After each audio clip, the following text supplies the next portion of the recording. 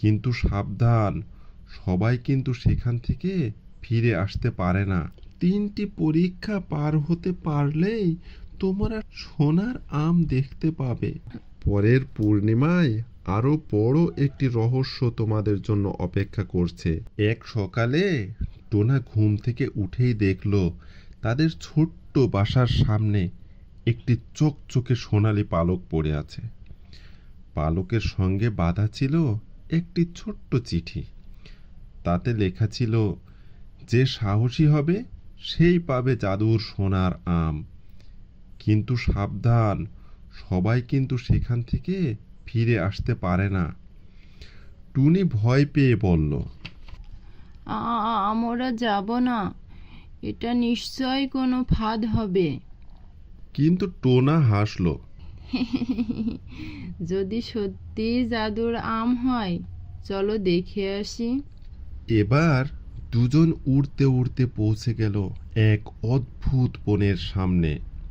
সেখানে সব গাছ নীরব, বাতাসও যেন কথা বলতে ভয় পাচ্ছে।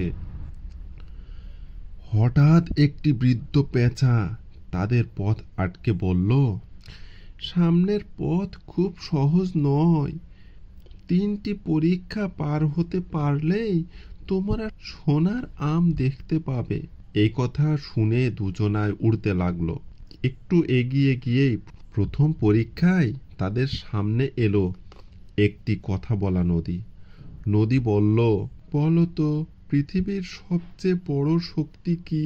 টোনা একটু ভেবে উত্তর দিল, সাহস আর ভালোবাসা। সঙ্গে সঙ্গে নদীর পানি সরে গেল আর পথ খুলে গেল। আবার টোনা আর টুনি উড়তে লাগলো। তৃতীয় পরীক্ষায় একটি ক্ষুধার্ত শিয়াল এসে বলল, আমাকে খাবার দাও, না হলে তোমাদের যেতে দেব না। টুনির কাছে ছিল মাত্র একটি ফল, সেটাই শিয়ালকে দিয়ে দিল। ফল খেয়ে শিয়াল হেসে বলল, যারা ভাগ করে খেতে জানে তারাই সত্যিকারের ধনী। যাও, তোমরা সফল হবে। শেষ পরীক্ষায় তারা পৌঁছালো এক বিশাল গুহার সামনে। গুহার ভেতরে ঝুলছে সেই জাদুর সোনার আম, কিন্তু আমটি পাহারা দিচ্ছে এক বিশাল কালো ছায়া। ছায়াটি গর্জে উঠল, এই আম নিতে হলে তোমাদের সবচেয়ে প্রিয় জিনিসটি ছেড়ে দিতে হবে। টোনা বলল, আমি আমার স্বপ্ন ছাড়বো না। এবার টুনি বলল, আমি আমার বন্ধুকে ছাড়বো না। হঠাৎ পুরো গুহা আলোয় ভরে গেল। কালো ছায়াটি সাথে সাথে মিলিয়ে গেল। তখন একটি কোমল কণ্ঠ ভেসে এলো, তোমরাই পরীক্ষায় জিতেছ, কারণ জাদুর আম কখনোই লোভীদের জন্য নয়। যারা বন্ধুত্ব, সাহস আর দয়া বেছে নেয় তাদের জন্যই শুধু এই সোনার আম। সাথে সাথে সোনার আমটি মাটিতে নেমে এলো। টোনা আর টুনি আমটি খাওয়ার বদলে বন জঙ্গলের সমস্ত ক্ষুধার্ত প্রাণীদের মধ্যে ভাগ করে দিল। ঠিক তখনই পুরো বন রঙিন ফুলে ভরে উঠল।